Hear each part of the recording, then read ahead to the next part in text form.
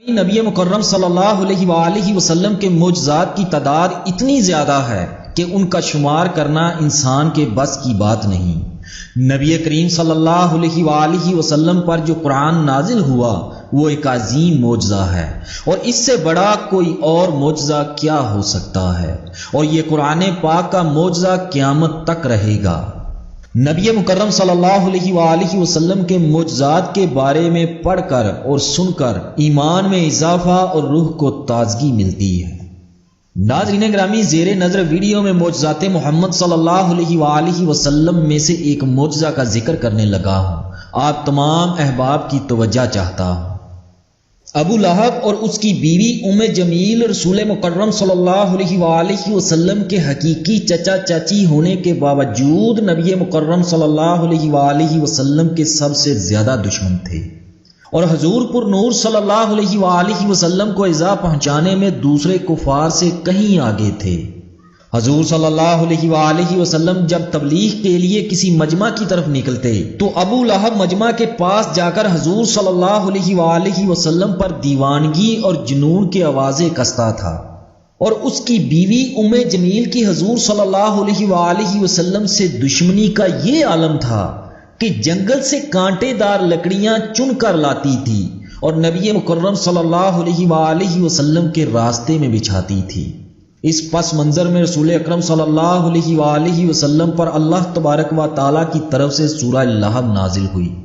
ترجمہ: ٹوٹ گئے ابو لہب کے ہاتھ اور وہ نامراد ہوا، نہ تو اس کا مال اس کے کچھ کام آیا اور نہ وہ جو اس نے کمایا، ضرور بھڑکتی ہوئی آگ میں ڈالا جائے گا، اور اس کے ساتھ اس کی بیوی بھی جو ایندھن سر پر اٹھائے پھرتی ہے، اس کے گلے میں مونج کی رسی ہوگی۔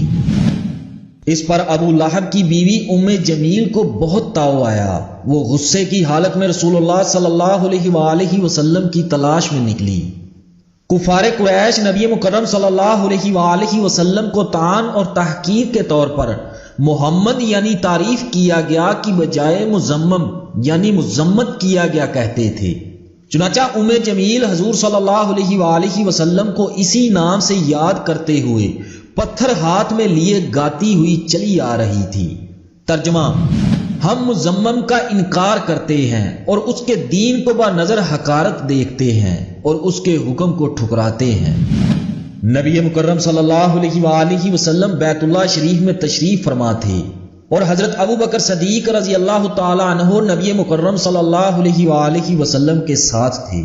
حضرت ابو بکر صدیق رضی اللہ تعالی عنہ نے ام جمیل کو آتے دیکھا تو حضور صلی اللہ علیہ وآلہ وسلم سے کہا، یا رسول اللہ صلی اللہ علیہ وآلہ وسلم، ام جمیل بدبخت آ رہی ہے، مجھے ڈر ہے کہ وہ آپ صلی اللہ علیہ وآلہ وسلم پر ہاتھ اٹھائے گی یا آپ صلی اللہ علیہ وآلہ وسلم کی شان میں گستاخی کرے گی۔